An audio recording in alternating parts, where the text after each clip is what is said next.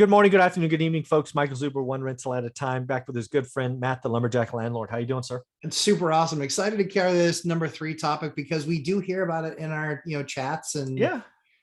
with questions and stuff. So yeah, excited to cover this one. Yeah. So I've been asked actually. So again, episode number 2, I just talked to 25-year-olds about financial independence, and a lot of their questions came up around the FIRE movement, which if you don't know what the FIRE movement is, it's financial independence, retire early, which I have heard, I've been asked about, I've talked on, actually wrote a couple articles about it years ago. But what shocked me, Matt, is they now started talking about lean FIRE, regular FIRE, and fat FIRE. And I had to tell them, I'm like, what marketing gobbledygook is all of this? I had not heard of any. I think I heard of lean FIRE because I think Dion said it once, but I'm like, it just one ear and out the other. Like until I hear it like 5 times, it doesn't rise to the noise level. But yeah, dude, these 25-year-olds are all giddy about the FIRE movement, which I get. It's sure. The FIRE movement has some sexy marketing, sure. Financial independence, retire early. I'm like, nailed it, right? Perfect. Yeah. And then they start talking about lean FIRE, fat FIRE. So I had to play because I didn't know what that was. What does a sales guy do when he doesn't know? He delays. He asks questions. He tries to gather pieces of information. What does this mean exactly? So what does that mean to you? How is that one different? Yeah. So here, this is what I took away. And I did a little bit of research this morning. Yeah. Which is comical. Lean FIRE. So lean FIRE, that's the cheapest one, as I have found out. Lean FIRE means you have saved 25 times your annual expenses. So if you spend $40,000 a year, you need $1 million. That is lean FIRE. I didn't get the other ones, but they're more, right? Regular FIRE is more, and fat FIRE. Fat FIRE, basically you can flex. You can go live life, right? Mm-hmm. So yeah. So now that I've looked at this a little bit, and I'm not tap dancing like yesterday evening, I got to tell you, I think for all the sexiness of the FIRE movement, for me at least, this might get some hate comments. I think they're missing the point. Totally agree. Okay, good. Totally agree. Yeah, okay. I think it's completely wrong. I think because the idea that you're not going to get inflationed out, or the idea that you're not going to somehow get expensed out is ridiculous. You're banking that thin FIRE, lean FIRE. Lean FIRE, yeah, lean FIRE. Let's get it right. Let's not create a fourth term. You're banking on the fact that no crazy life event's going to come up, or that life insurance doesn't get super expensive, or this or that, et cetera, et cetera, et cetera. And the problem is that, people ask me often after they finish making fun of me because of you with working my W-2 job so much. What's really funny about it is the reason I've held on to it so long is because, I've enjoyed it and I'm good at it and I've built a reputation. And so that pays a lot for itself. Mm-hmm. But the other biggest thing is I never, ever, ever, ever, ever, ever, under any circumstance ever, once I've left, I never want to go back. Right. Ever, ever, ever, ever. And so for me, it was always about one thing and one thing only: sustainable cash flow. Right. I want to make money while I sleep. And I think that's where the FIRE movement usually has it wrong, because I think some people that are in the FIRE movement understand it's about creating cash flow. But I think what you have to do is you have to create passive cash flow. The difference is that passive cash flow, yes, owning homes is passive cash flow. Mm-hmm. That said, it doesn't mean it's no work. Right.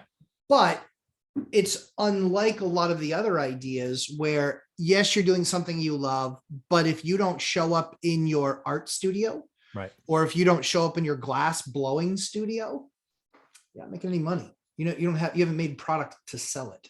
Yeah. So I think that's the real key. Is I think the biggest mistake FIRE gets wrong is you have to find something that's sustainable cash flow, because it's not just saving to a number, it's saving to a number and then cash flow with that allows a replacement rate.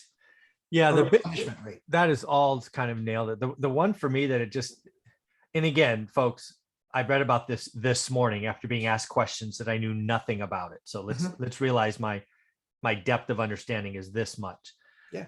Anytime you put a number out there that it's a savings number, and then you're using the 4% on that, to me, it's just the wrong way to think about it. Yes, I think a 401k is important. Yes, mutual funds, index funds, all that stuff is important. If that is your thing, go make it your thing. Mm-hmm. But again, there are other ways that you can build passive or at least semi-passive income, right? If you need, like in the example of Lean Fire, 40 grand, $1 million. It takes a long time, no matter who you are, to save $1 million. And that's to say no life events. It's hard.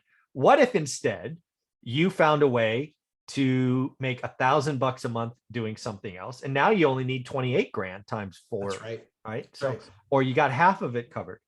And again, maybe it's in there. Maybe I didn't, maybe I just looked for the definition and I haven't dug deep in the FIRE movement, but I really think that saving your way, I think anytime you save your way to something, it's just a long road to hoe. It's 40, you got to work 40 hours for 40 years to live on 40%. I want to do it faster. It's a single threaded plan. And we all know what happens with those. A market shift, a whatever, fill in the blank. And it's like, bye, see a plans now in the ether. Question that I'm going to answer that maybe you are. When was the first time you ever had $1 million in your bank account? In my bank account? Mm-hmm. Oh, first off, I would never have $1 million in a single bank account. Well, you know what I mean. I know. I'm answering for the audience because you would not see that ever in one of my accounts. Very recently. Mine was last year. Yeah. That was the first time that I had $1 million in accessible cash. Yeah. Ever. I'm 44. First time ever. And I can tell you, I'm not willing to live on $40,000 a year. Yeah. I was just trying to think. You actually did that budget exercise with me. Mm-hmm. I think that's like 6 weeks. A month. I was going to say it's like 6 weeks. Yeah. That was taking a vacation. That was basically taking a vacation for every single month. So if we really work the numbers, like I could legitimately spend 20 grand a month, 15 grand a month. I could legitimately spend because I'd have the house that I live in. I'd have a house in Vegas. I'd have a house on the ocean, and then we would just spend time flying. And more likely than not, I would want to fly commercial. I'd be a loser about it. And I'd fly private. I've never flown private, but sounds fun. It's much more convenient. Sounds fun. I don't want to drag kids through the airport. No. So I've never flown private, but that's ideally where I'd like to go. So yeah, I think that's why a savings idea blows it up, unless you want to be driving a VW bus and, driving up and down highways and finding camp spots and things like, because there is a part of the movement that is that. And if you want to do that, then yeah, you probably have enough for the rest of your life. But yeah, my wife would kill me if I even suggested the idea that we were going to go do that with 3 kids. So yeah. You're like, yeah, if you're stopping, we're getting hotel rooms. Yeah, exactly. And we're getting a couple of hotel rooms. Exactly. And you can choose whether or not you want us to be with the kids or not. Yeah, exactly. Your call. Yeah. So I just think, so I think that the FIRE movement in that regard just misses it. And I think that they need to create a new moniker called Smart FIRE.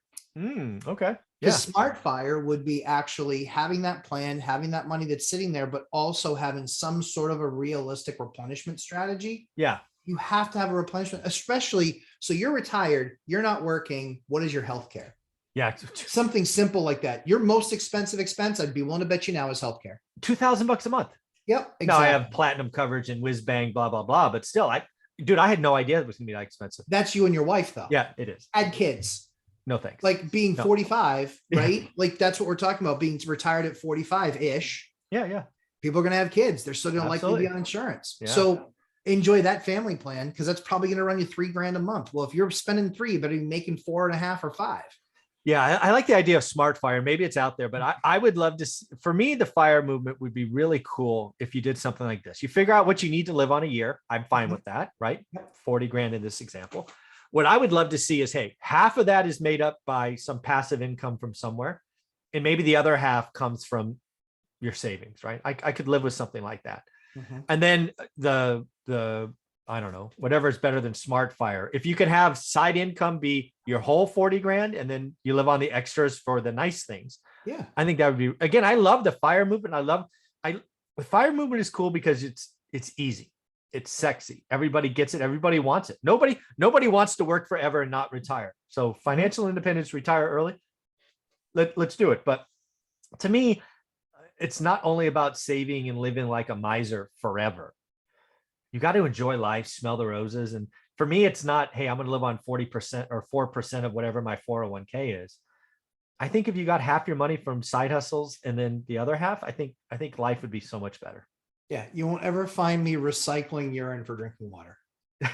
God. Like that's what a lot of the survivalists do when they're off, and doing that sort of thing. I mean, they have water treatments. Okay. So it's a thing, or desalination of water as well. Those are all things. Wow. So it's, and what does that do? It's a way to drastically reduce your costs.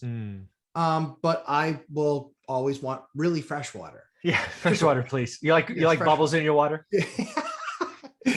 Anything that can prove that it was never at one time, Garen. Oh, you just never know where these conversations are going. It's so true. But yeah, I think that really has to be the thing, right? I think that it's great because it's awakened a generation to thinking about retirement and not living to work, but working to live. Yeah. And I think that that's awesome. But I think just like anything, as movements get started, they start to transform and they start to morph a little bit. And it's because you start to knock off the hard edges of things. Right. And I think in this particular case, I think that people would be very well served in doing whatever that job is and working the job and creating a big bundle of savings, but making some of those investments from your savings into things that are going to then create or return cash. Very, very cool. Well, this has always been fun. I appreciate all these conversations. Thank you for doing this. Where can people find you? Lumberjack Landlord on YouTube, 8:00 p.m. Thursday nights Eastern time for Mr. and Mrs. Lumberjack Landlord, and 11:30 a.m. Eastern times for just me, the Lumberjack, here to answer your wonderful real estate questions. And what's really cool is this last week, Mike, I think we had like 15 or 18 new people that had never attended the live stream before. It's growing, man. It's discipline. Awesome. It's so good. And the great thing is that they were able to ask questions and they were like, hey, this is a stupid question. Hey, no such thing. No such thing. Where everybody's in a different line in the spectrum and where they're at. And that's why I love the content that you do. I love what we do. I love all of that stuff with Dion. That's why I really love the Three Amigos the most, is because it's three different perspectives. Yeah. Very cool. Yeah, it's fantastic. So super excited to be a part of it. Very cool. Thanks, buddy. Thanks, Mike.